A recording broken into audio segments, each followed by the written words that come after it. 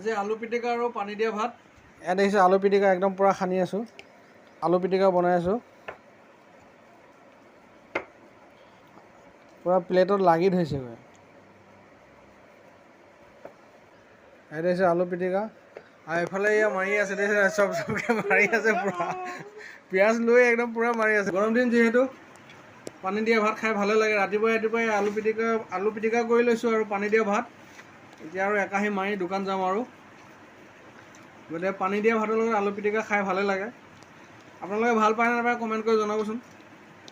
চাওক একাহী মাৰিয়ে দিলে, দেখিছে নাই, পূৰা খালী কৰি দিলে। এতিয়া মই আৰম্ভ কৰিম এতিয়া, দেখিছে মই কেইটামান খাই আৰু এতিয়া দোকান যাম।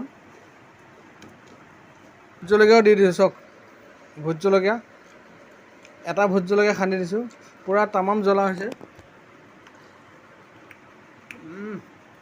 মজা হৈছে একদম টেষ্ট।